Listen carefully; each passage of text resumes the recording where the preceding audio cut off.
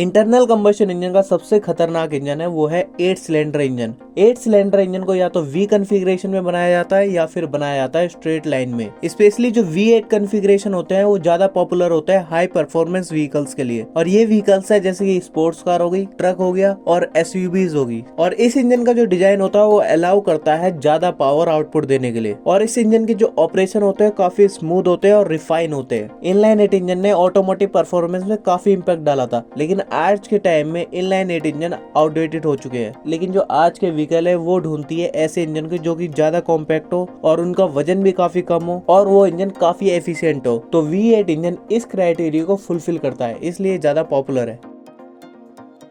अब जानते हैं इनलाइन 8 इंजन कैसे काम करता है। इनलाइन 8 इंजन में होते हैं 8 सिलेंडर पिस्टन, और ये पिस्टन एक लाइन में लगे होते हैं क्रैंकशाफ्ट में। और 8 सिलेंडर इंजन को बनाया जाता है कई अलग कॉन्फ़िगरेशन में, जैसे कि side valve, intake over exhaust, overhead valve, sleeve valve, overhead cam. और हर कॉन्फ़िगरेशन के अपने एडवांटेजेस और डिसएडवांटेजेस होते हैं, और इसको हमेशा यूज करा जाता है स्पेसिफिक व्हीकल की नीड पर। अगर हम एग्जांपल ले ओवरहेड वॉल्व और ओवरहेड कैम कॉन्फ़िगरेशन का, तो इनको कॉमनली यूज करा जाता है हाई परफॉर्मेंस स्पोर्ट्स कार में। और साइड वॉल कॉन्फ़िगरेशन पॉपुलर हुआ था पुराने ऑटोमोबाइल्स में, और स्लीव वॉल कॉन्फ़िगरेशन का यूज करा जाता था कुछ लग्जरी कार में 20th सेंचुरी में।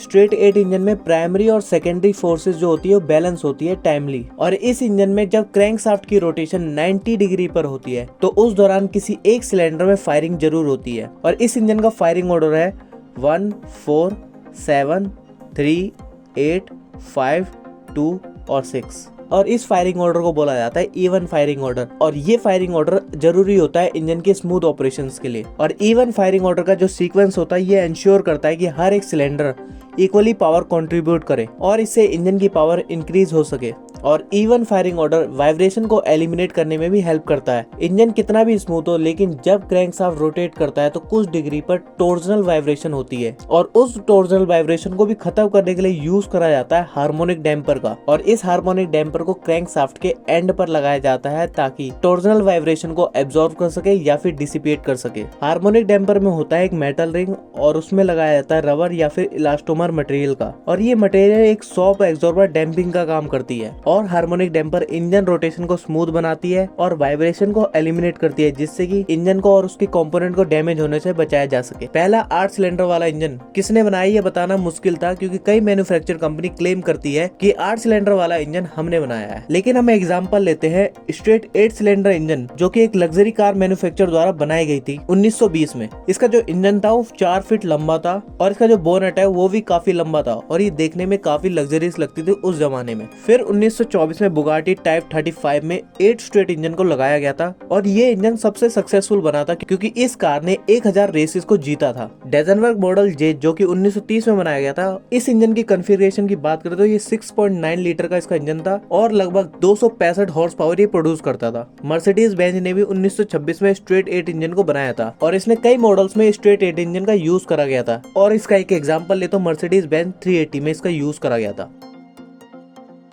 लेकिन 8 स्ट्रेट इंजन को कंपनी ने बनाना बंद कर दिया था क्योंकि मार्केट में डिमांड थी एडवांस टेक्नोलॉजी की, और कुछ रीजन ये भी है जिसकी वजह से इस इंजन को बंद कर दिया गया। और इनलाइन 8 इंजन का जो साइज था वो काफी लंबा था और काफी बल्कियर था दूसरे इंजन कॉन्फ़िगरेशन के मुकाबले, और मॉडर्न व्हीकल में इस इंजन को फिट करना काफी चैलेंजिंग था। और इस इंजन की मैन्युफैक्चरिंग कॉस्ट और मेंटेनेंस कॉस्ट काफी ज्यादा थी अदर इंजन कॉन्फ़िगरेशन के मुकाबले। इनलाइन 8 इंजन काफी हैवी था और इसकी लेंथ भी काफी लंबी थी, जिसकी वजह से इसके कंपोनेंट का वेट भी काफी ज्यादा था और नंबर ऑफ कंपोनेंट भी काफी ज्यादा लगते थे इसमें। और इसके वेट की वजह से फ्यूल एफिशिएंसी पे भी नेगेटिव इंपैक्ट पड़ता था। इंजन में एडवांस टेक्नोलॉजी की वजह से स्मॉलर और लाइटर इंजन भी ज्यादा पावर जनरेट कर रहे थे स्ट्रेट 8 इंजन के मुकाबले, और इन छोटे इंजन का जो परफॉर्मेंस था वो भी काफी ज्यादा था, जिसकी वजह से ऑटोमेकर ने इन बड़े इंजन को बनाना बंद कर दिया और छोटे और कॉम्पैक्ट इंजन की तरफ शिफ्ट हो गए। और मार्केट में डिमांड थी छोटे इंजन की जो कि ज्यादा पावर प्रोड्यूस करते थे और इनकी फ्यूल एफिशिएंसी भी काफी अच्छी थी। और ऑटोमेकर्स को एसयूवीज ने और इलेक्ट्रिक व्हीकल ने काफी प्रभावित करा था, जिसकी वजह से बड़े इंजन को बनाना बंद कर दिया गया।